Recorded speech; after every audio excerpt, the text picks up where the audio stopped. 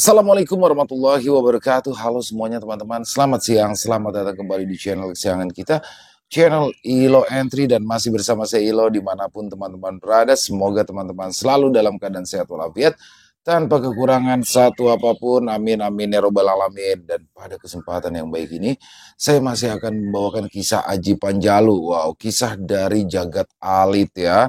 Dan sebelum kita masuk ke dalam kisahnya, buat teman-teman mungkin yang belum subscribe channel Ilo Entry, bisa diklik dulu tombol subscribe. Tapi jangan lupa lonceng notifikasinya juga dinyalakan agar teman-teman selalu mendapatkan notifikasi dari konten-konten yang akan kami upload selanjutnya. Gak pakai berlama-lama lagi, pasti udah gak sabaran kan untuk masuk ke dalam kisahnya. Kita langsung saja masuk ke dalam kisahnya. Dari halaman belakang rumah Bang Ilo, kita menuju ke tanah Widya Tilka.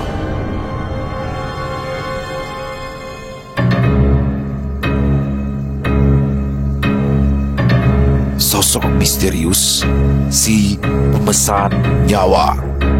Kisah Aji Panjalu.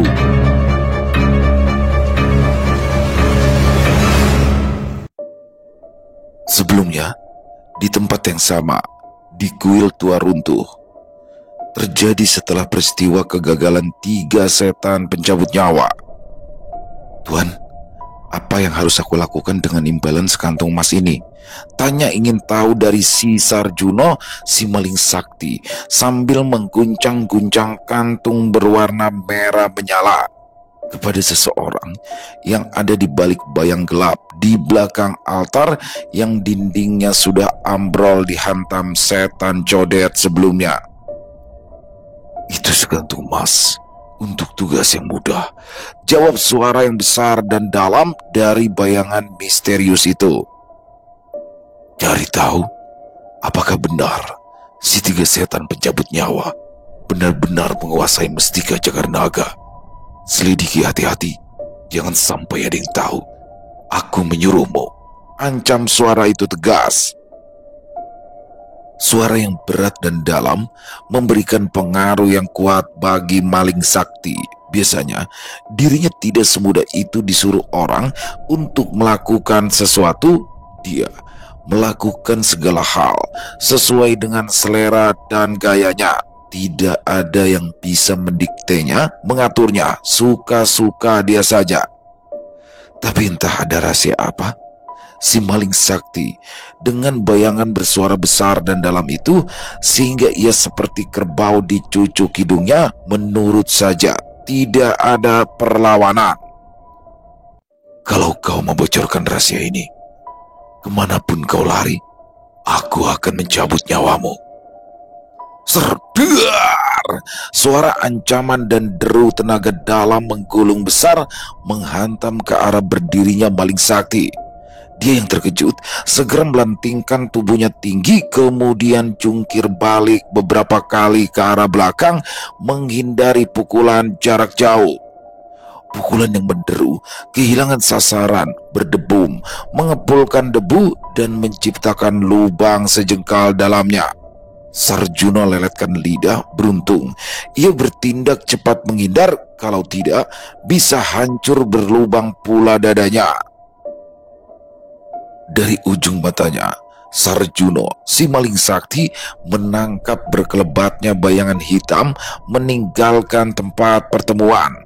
Tugas sudah diterima, bayaran dibayar di muka. Kalau tidak segera beraksi, jangan-jangan jiwanya menjadi tumbal. Berpikiran seperti itu, Sarjuno bergedik dan segera melesat secepat mungkin ke Bukit Rambak Gaung, tempat tinggalnya si 3 setan pencabut nyawa. Kembali ke arena pertarungan.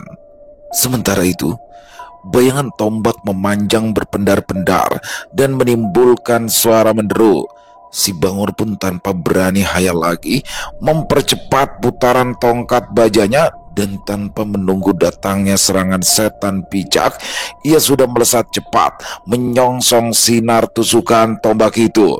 Sering cering cerang, suara benturan tombak dan tongkat baja saling beradu, membawa tenaga dalam yang saling menerjang, saling menerkam, mencari titik lemah dan ruang kosong untuk mencuri kemenangan. Untuk menjaga tidak terulangnya peristiwa setan percil, setan codet, setan pertama mengikuti jalannya pertempuran.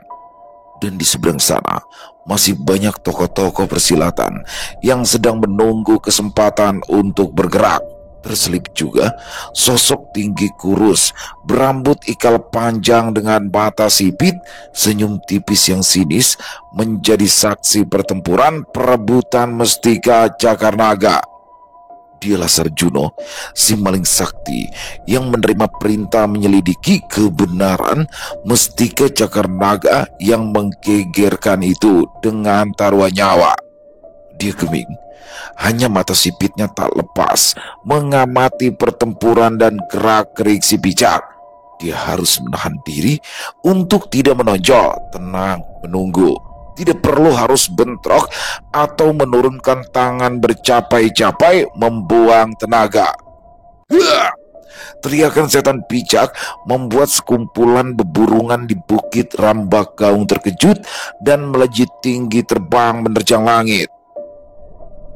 Cahaya tombak itu mengurung dan mematikan gerak tongkat besar dari si Bangor. Kemanapun ia bergerak, sinar tombak menguncinya. Kuduknya merinding dan semangatnya melayang terbang ketika ia melesatkan tongkat bajanya menerobos bayangan tombak, dan ia kecelik karena tiba-tiba cahaya berkedip-kedip meluncur lurus berubah arah menyerong dan menjebak titik kosong di lambung kiri si Bangor yang terlambat menarik serangan. Akibatnya ceras. Suara tombak melubangi lampung dan jerit kesakitan mengguncangkan langit. Tubuh besar si Bangor tertekuk, menahan sakit dan berusaha mendekap lambung kirinya yang berlubang mengucurkan darah. Matanya nyalang tak percaya. Kelengahan yang sepersekian detik dibayar tuntas dengan kekalahannya. Darah merah merembes dari sela-sela jemarinya yang mendekap luka. Klontang, brum. Suara tongkat besi yang besar jatuh bersamaan dengan tubuh besarnya pingsan. Ayo, siapa lagi yang mau menyetor nyawa? Tertawa jumawa keluar dari mulut setan picak melihat hasil kemenangannya. Setan codet menghela nafas lega. Bersamaan dengan melesatnya, 3 bayangan sekaligus memasuki gelanggang. Langit jingga karena sang surya tepat di atas kulminasinya. Bukit Rambak Gaung kehilangan bayangannya. Matahari tegak lurus.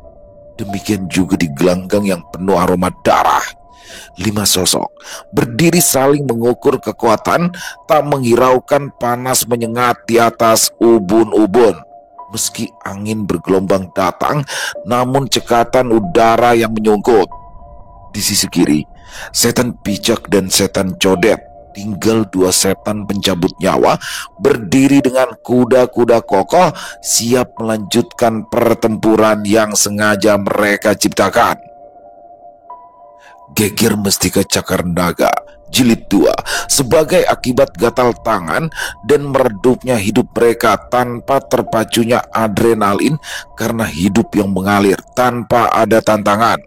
Meskipun ada sesal sesaat ketika adik saudara sesetanan termuda, setan percil, harus melepas nyawa terlebih dulu oleh tendangan ganas si Bangor yang kemudian bisa disamakan skornya oleh tusukan tombak milik setan bijak yang berhasil melubangi perutnya. Pingsan, entah mati si Bangor karena tak kunjung bangun, tergeletak di ujung sana tanpa ada yang peduli lagi. 3 sosok yang berdiri di hadapan mereka terpancing seperti laron-laron oleh lampu benderang setelah hujan berhenti di ujung malam. Yang paling kanan tegak kokoh, berkumis tebal, mukanya segi 4 mengerucut, berpakaian serba hijau tua. Di dunia persilatan dia dikenal dengan sebutan iblis muka kuda dari Gunung Perahu di selatan tanah Widyatilka, bersenjatakan ruyung berduri. Di sebelahnya berdiri selengean, sosok yang sangat tampan namun bergaya sangat lembut memuakan si Banci Singit dari daratan merah muda. Senjata kipas berwarna pink serasi benar dengan lagak kaku dan pakaian yang dikenakan ngejreng. Yang terakhir, seorang wanita yang tidak mau ketinggalan mengadu untung. Tubuhnya seksi, montok, wajahnya cantik menor, berpakaian serba kuning cerah. Rambutnya digulung tinggi di atas lehernya yang jenjang kuning ke arah sepasang lengan dan tangan yang halus. Gerakannya gemulai, namun ilmu pukulannya mengandung racun. Dialah si Menor Kemuning Beracun, tokoh sesat iblis wanita dari Laut Utara. 5 tokoh persilatan yang sama-sama sudah punya nama dengan kepandaian yang tidak bisa diremehkan, masih saling menunggu, mengukur, dan menakar kekuatan. Angin tersendat mengalir sampai terdengar tertawa meremehkan dari setan pijak. Iblis muka kuda, si Banci Kaleng, dan si Menor Biang Racun mengilar dan mengincar Mestika Cakar Naga. Apa tidak salah? Ilmu cakar ayam kalian mau dipamerkan di hadapanku. Ejek setan pijak untuk memancing emosi. Setan yang tidak takut mati hanya karena ingin memancing kemunculan si pemesan nyawa yang menempatkan posisi mereka dalam lingkaran geger Mestika Cakar Naga yang nyawa taruhannya. Sudah kepalang basah bagi mereka. Pancingan belum berhasil, tapi nyawa kambratnya sudah menjadi tumbal. Sekarang ejekannya kepada 3 lawannya tidak direspon. Tidak ada jawaban, tidak ada balasan ejekan, namun seakan dikomando saja. 3 musuh yang ada di depan mereka seakan bersepakat untuk bergerak bersama. Suara teriakan bersama, tanda pertempuran yang lebih seru sedang dimulai. Ruyung berduri diputar kencang, kipas digoyang egal-egol, lengan mulus menggetar, racun disiapkan, tombak besi dirapal, golok bergerigi dipentang, angin berebut berlari, tinggalkan suasana kering yang seakan mati. 5 sinar mewakili bayangan yang bergerak cepat untuk berebut melancarkan serangan pertama. 2 lawan 3 seakan tidak ada bedanya, karena masing-masing tidak memilih lawan khusus. Siapa yang lengah, itu yang jadi sasaran serangan. Si maling sakti mengedarkan pandangan ke sekeliling. Tinggal beberapa tokoh persilatan yang masih mencari peruntungan mendapatkan Mestika Impian. Mereka berdiri diam, tetapi matanya awas menilai dan menunggu kesempatan. Lain halnya dengan maling sakti. Kali ini tugasnya hanya mencari kepastian keberadaan Mestika Cakar Naga itu sebenarnya ada di mana. Apakah benar-benar dikuasai 2 setan pencabut nyawa atau bukan? Seperti yang menjadi keraguan hati si manusia bertopeng yang dengan royal membagikan sekantung emas hanya untuk tugas yang ringan ini. Apakah benar ringan tugas ini? Batinnya risau juga. Duar! Suara ledakan menggema di udara siang yang meluncur ke arah barat. Beradunya tenaga dalam dari 2 kubu sebagai pembuka untuk mengetahui kekuatan lawan. Setan codet melepas tenaga dalam melalui belahan golok berdurinya. Dengan jurus golok setan membetot nyawa sinar cemerlang, melabrak ruyung berduri yang diputar sepenuh lingkaran yang membawa tenaga dalam ruyung maut menagih Jawa milik iblis muka kuda. 2 tenaga dalam bertemu di angkasa. Dalam belahan golok melenceng ke arah Banci Kaleng. cepat, bret! Suara latah si banci berbanding terbalik dengan kekuatan tenaga dalam kipas melambai tubuh gentayangan hanya dengan dorongan angin kipas. Cahaya golok yang mampu membunuh orang dalam jarak 2 meter dibuatnya runtuh. Sambil mengipas, ia meloncat menghindari egal-egolan, membuat jurus tipuan yang cukup manis. Plak, bret! Menyampok ke arah setan codet. Tapi angin pukulan dari tangan kirinya melabrak ke arah setan picak yang sedang sibuk menghadapi serangan dua tangan kecil gemulai. Namun keluar tenaga dalam berbau amis, tanda berisi hawa beracun yang kuat. Suara mencerci tenaga dalam yang melabrak mengiris tulang disambut dengan gemboran sekaligus tiupan yang keluar dari kedua tangannya mendorong dan mengusir punah hawa beracun. Malah serangan itu berbalik dan menyerong mengarah ke banci singit. Waduh, tobat, Eko kena sasaran lagi, apes, serunya genit sambil melontarkan pukulan tangan kirinya.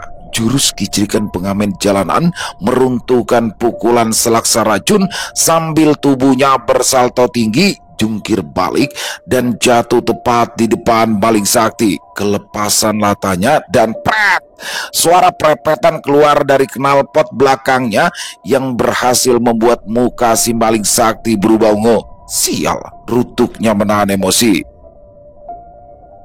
Gebrakan pertama masih aman sentosa, tidak ada korban yang jatuh. Kembali mereka memperkuat kuda-kuda untuk melakukan penyerangan dengan melenting ke arah depan. Namun saat semua melayang di udara, ada bayangan biru yang membawa tenaga dalam besar melesat bagai naga terbang memasuki gelanggang pertempuran.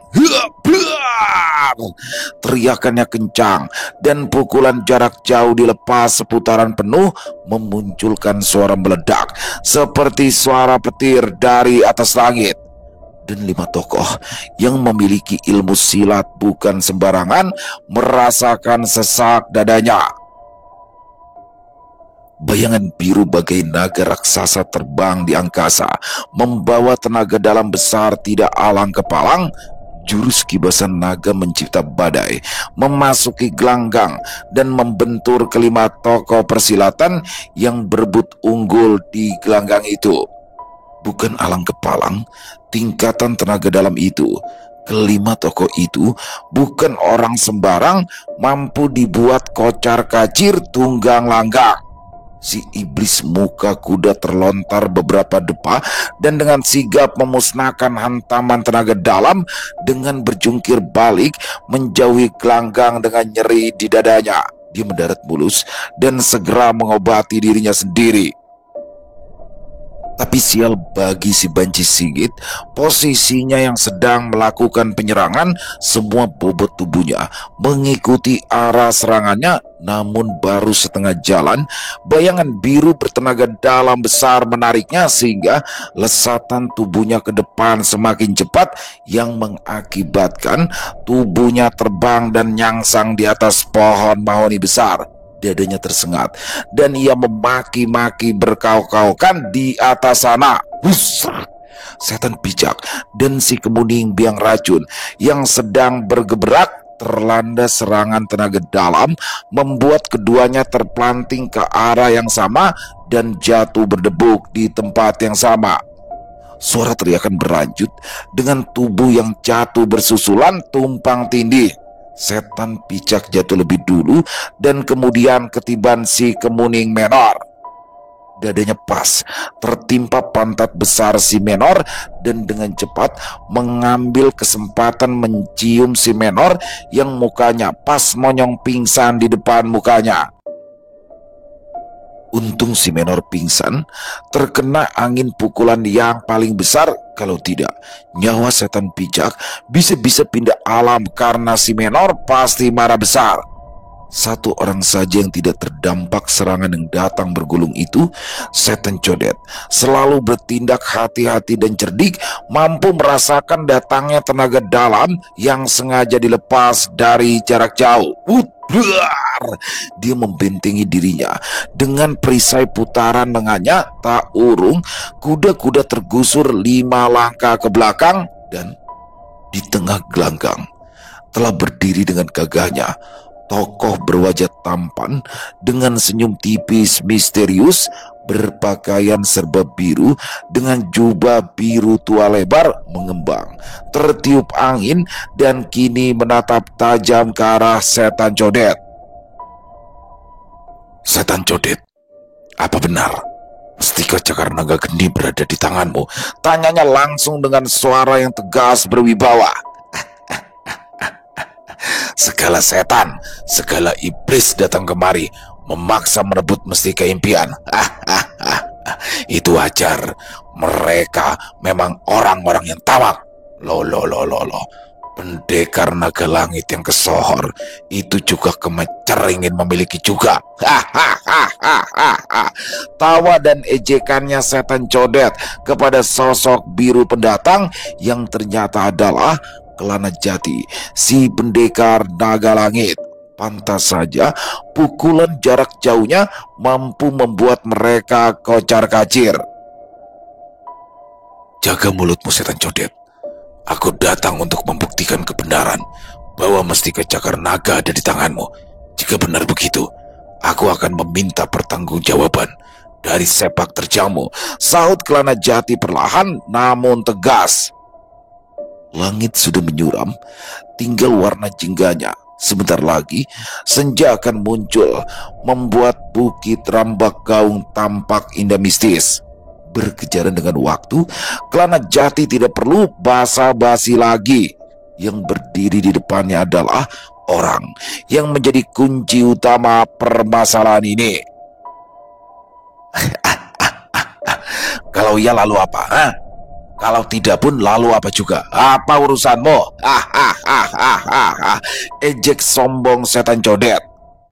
Dunia selebar daun kelor, namun urusan begitu saja Setan Codet tidak paham. Meski mereka terkenal sebagai pembunuh bayaran yang tidak pernah gagal dalam tugasnya, namun hubungan antar tokoh-tokoh di Widya Tilka mereka belumlah paham juga. Ini semua akibat kesombongan diri sendiri tanpa pernah melihat dunia sekitar, sehingga hubungan Raden Birawa targetnya dengan Kelana Jati pun mereka tidak tahu. Mereka tidak tahu bahwa nyawa mereka sedang berada di ujung tanduk. Jawaban asal-asalan Setan Codet membuat hati Kelana Jati sangat gusar. Namun, sebagai pendekar besar, dia mampu menahan semua gempuran emosi itu. Ditarik nafasnya dalam dan panjang sambil menggetarkan emosi yang menyelimuti hatinya. Emosinya meluncur dari kedua tangannya secara halus menghantam tanah yang dipijaknya, menyisakan debu tipis terbawa angin, membuat lubang menganga di depan kakinya. Bisa dibayangkan jika pukulan itu disasarkan ke arah Setan Codet yang tidak kenal tingginya gunung dan langit di angkasa. "Setan Codet, hanya sekali aku ulang pertanyaanku. Mengapa Raden Birawa kalian bunuh? Apa benar Mustika Cakar Naga telah kalian kangkangi?" Suaranya masih perlahan namun mengandung ketegasan dan ancaman. Berdesir kuduk si maling sakti yang berdiri di luar gelanggang. Dia merasakan ketegangan suasana. "Segala setan yang mencari mati," batinnya kecut melihat pendekar naga langit sudah membentangkan kedua tangannya dan memasang kuda-kuda rendah. Akibatnya jedar, perlahan langit Bukit Rambak Gaung yang semula indah kesumba senja menjadi berkabut, bergulung-gulung tanpa ada tanda-tanda. Tiada hujan, tiada angin. Petir-petir tiba-tiba muncul membelah langit yang menjadi gelap. Para tokoh yang semula bentrok sudah menjauh menghindar karena mereka paham sekali siapa yang datang. Datang bukan untuk bersenang-senang, melainkan untuk menagih hutang akan kematian Raden Birawa dan istrinya. Suami istri itu adalah saudara sehidup semati dari pendekar naga langit. Iblis muka kuda, si Banci Singit dan si Kemuning Menor cerdik melihat situasi, bersiap mundur karena mereka paham sekali Kelana Jati adalah jago nomor 1 di tanah Wirdyatilka kini. Bodoh, tunggu, cari mati. Mereka memaki dua setan pencabut nyawa yang sudah berlaku bodoh. Ada hujan badai di hadapannya, tetapi tidak mau menyingkir. Malahan berani menjual laga di depan jago nomor 1 saat ini. Kakang Codet, mengaku saja dia itu pendekar Kelana Jati, teriak setan picak memperingatkan koleganya. Mendengar teriakan setan picak, setan Codet hanya menjengitkan wajahnya, namun matanya berputar gelisah. Waduh, ciloko, batinnya panik, namun semuanya sudah terlambat. Jedar! Suara petir dan angin dingin yang datang bergulung seakan menjadikan kekuatan tenaga dalam raungan naga membelah langit yang dirapal Kelana Jati segera datang lebih dahsyat. Jangan menyesal kalian berdua. Terima seranganku. Hua! Suara menggelegar bagaikan guntur keluar dari mulut yang masih nampak tersenyum samar. Bergulung-gulung, angin dan kabut berwarna ungu menyelimuti tubuh Kelana Jati yang melejit cepat. Kemudian dengan kibasan lengannya menutup pintu keluar dari dua setan yang telah terjebak di dalam target pukulan sakti. Mau tidak mau, kedua setan itu menyongsong pukulan yang datang bagaikan meteor ke arah mereka. Buar! Sinar ungu melesat cepat dihadapi dengan sinar merah yang keluar dari tangan setan picak dan sinar perak yang keluar dari tangan setan Codet. Pembukaan serangan untuk menjajaki tingginya kekuatan lawan bertemu di udara meledak dan menerbitkan letikan cahaya seperti kembang api. Dar! Suara ledakan keras susul menyusul. Si maling sakti yang berada 10 tombak jauhnya dari gelanggang, rambut dan bajunya terbang seperti tertiup angin. Suara teriakan dan bunyi ledakan membuat dadanya bergetar. Lain lagi nasib setan picak dan si setan Codet. Tenaga dalam milik mereka tergulung habis dalam sinar ungu yang terus merangsek menghantam mereka yang masih berusaha menahan gempuran bersama. Ya, tap! Setan picak terpental terguling 2-3 langkah ke samping dan secepatnya melenting menyelamatkan diri. Setan Codet memang berwatak sombong. Ditahannya pukulan itu, akibatnya 2 langkahnya mundur ke belakang, ujung kakinya melesak ke tanah beberapa senti. Wajah pucat dan matanya yang besar berkedut-kedut, entah apa yang ia rasakan. Melihat lawannya masih kukuh berdiri, Kelana Jati mengubah ajian. Level 8 dia rapal dari jurus naga langit mengoyak samudra.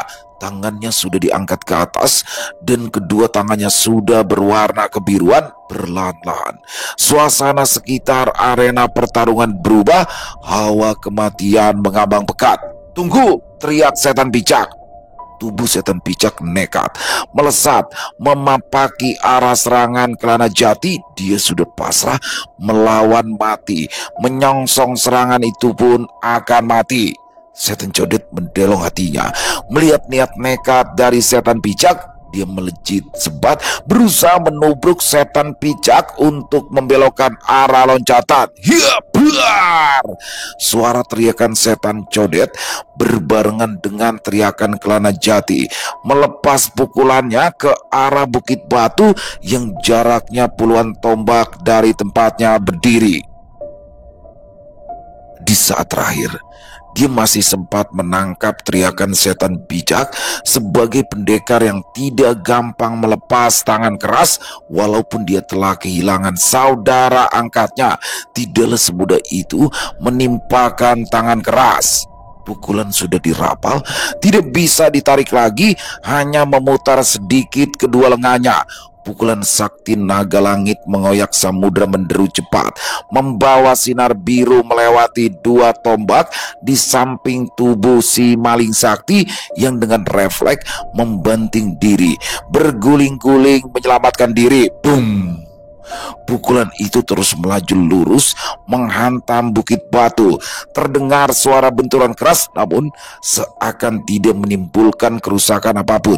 Tapi tunggu dulu, bekas pukulan yang menghantam bukit batu itu tiba-tiba runtuh, menciptakan lubang sedalam 10 depa menjadi gua seperti gua buatan laiknya. Terbabat rapi, presisi bentuk lingkarannya, dan sisa pecahan batunya berserakan di sepanjang lubang gua itu.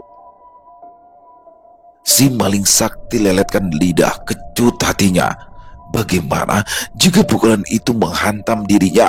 Tubuh yang terbuat dari tulang dan daging, sedangkan batu cadas saja akibatnya seperti itu. Kelana Jati, pendekar naga langit, bukanlah nama kosong belaka. Semua yang hadir di Bukit Rambak Gaung menjadi saksi kesaktian dari Kelana Jati. Itu baru level 8 yang dilepas. Bagaimana jadinya jika ajian level 10 naga terbang merobek langit, yang merupakan ilmu pamungkas dari pendekar naga langit yang dilepaskan? Jangan tanya dosa. Konon, ilmu itu baru keluar jika Kelana Jati menghadapi pertempuran hidup dan mati. Dan sampai saat ini, ilmu itu belum pernah dipakainya. Meskipun begitu, Kelana Jati sudah menjadi jago nomor 1 di tanah Widya Tilka ini. Tunggu pendekar. Mestika Cakar Naga tidak ada di tangan kami. Suara gugup keluar dari mulut setan picak. Nyalinya lumer melihat kedahsyatan kesaktian Kelana Jati. Setan codet yang jumbawa juga tidak berani banyak tingkah lagi. Dia sudah melihat kehebatan Kelana Jati dengan mata kepalanya sendiri. Siapa yang membunuh Raden Birawa dan istrinya? Lanjut Kelana Jati dengan tetap waspada. Dia tidak bisa langsung percaya dengan para penjahat seperti ini. Kami yang membunuh pendekar. Itu pesanan seseorang, tetapi kami tidak tahu siapa dia. Jawab cepat, setan picak. Kelana Jati berhasil menyimpulkan apa yang sebenarnya terjadi. Baik. Aku ampuni kedua lembar jiwa kalian. Namun sebagai gantinya, cari balik orang yang sudah memesan nyawa itu. Perintah Kelana Jati. Splash! Sampai ketemu, atau aku ambil titipanku. Suara Kelana Jati belum habis, namun bayangan birunya sudah berkelebat cepat ke arah mana ia datang tadi, bergerak cepat seperti malaikat. Sungguh hebat ilmu kesaktiannya. Ngilu batin si maling sakti. Tugasnya telah selesai kini. Mestika Cakar Naga bukan di tangan dua setan keok itu.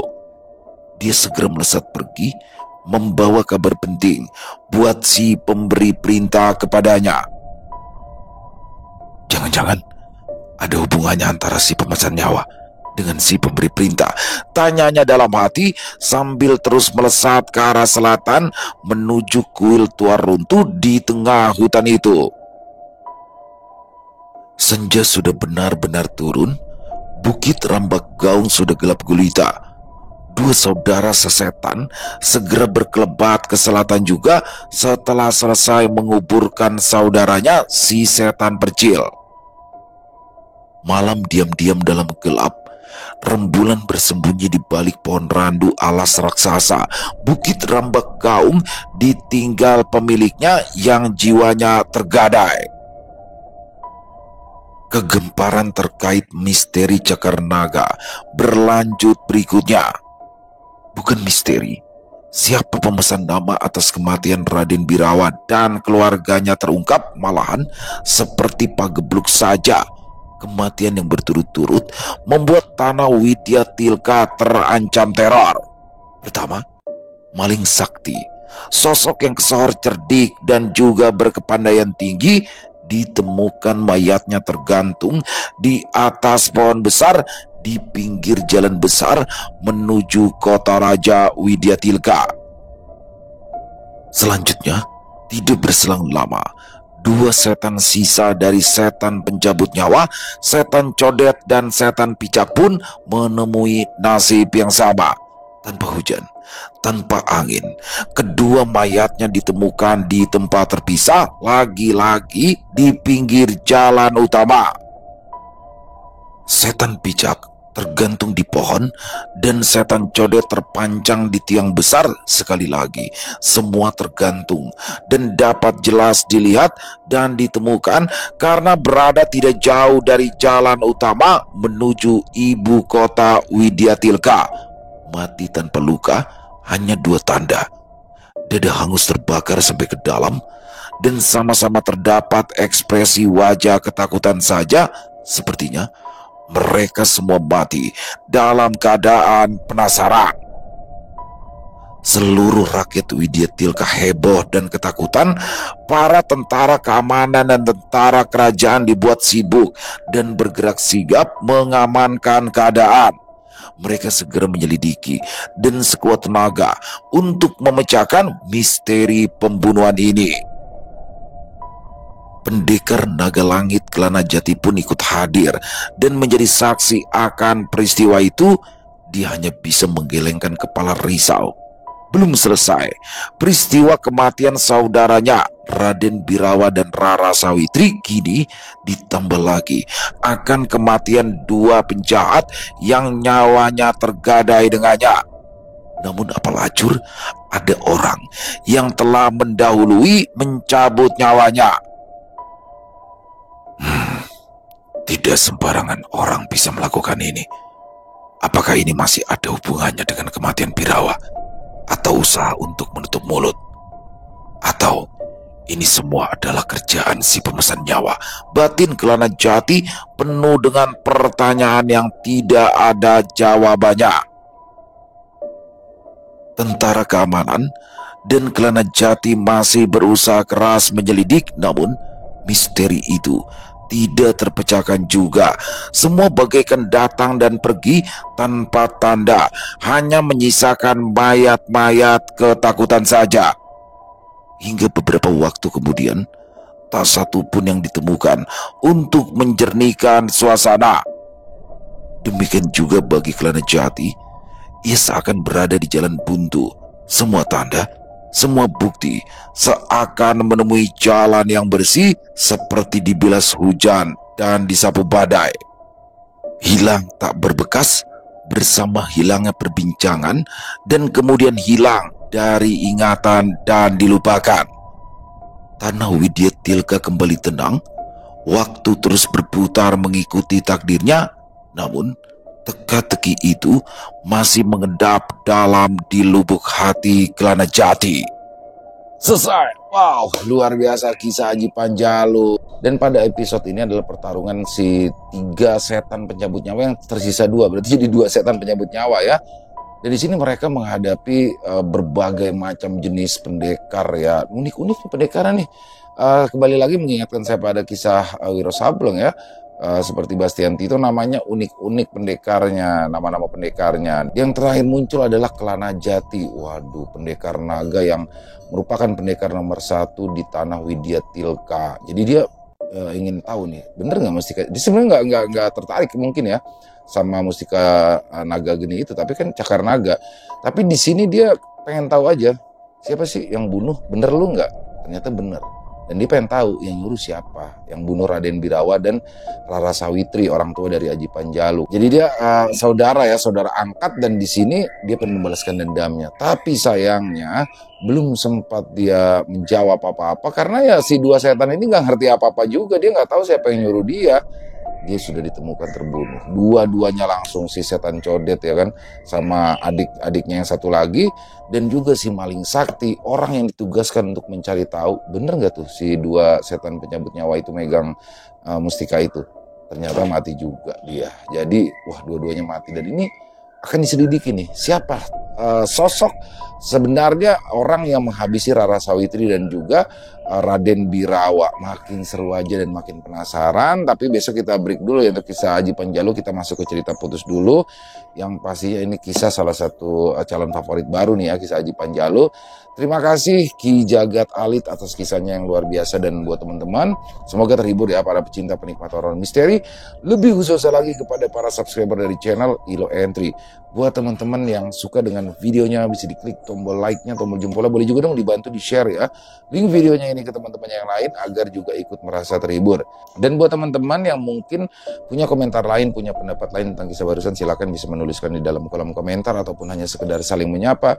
Insya Allah kami akan menjawab satu persatu. Dan saya juga ingin mengucapkan terima kasih ya kepada seluruh teman-teman yang sudah selalu setia hadir setiap harinya, yang sudah selalu mendukung kami, karena teman-teman kami selalu bersemangat berkarya di setiap harinya. Oh ya, Jakarta mendung ya hari ini ya. Hujan tadi, hujan deras banget. Di tempat teman-teman gimana? Tapi apapun yang terjadi, semoga keberkahan selalu bersama kita ya teman-teman ya. Di akhir kata saya Ilo mengucapkan permohonan maaf apabila mungkin dalam pembawaan kisahnya barusan ada kata-kata saya yang salah ataupun ada kata-kata saya mungkin yang kurang berkenan. Saya mohon dibukakan pintu maaf yang seluas-luasnya. Sampai berjumpa lagi di konten-konten kami selanjutnya. Masih bersama saya Ilo di channel Ilo Entry. Salam sehat, sukses selalu untuk kita semua. Wassalamualaikum warahmatullahi wabarakatuh.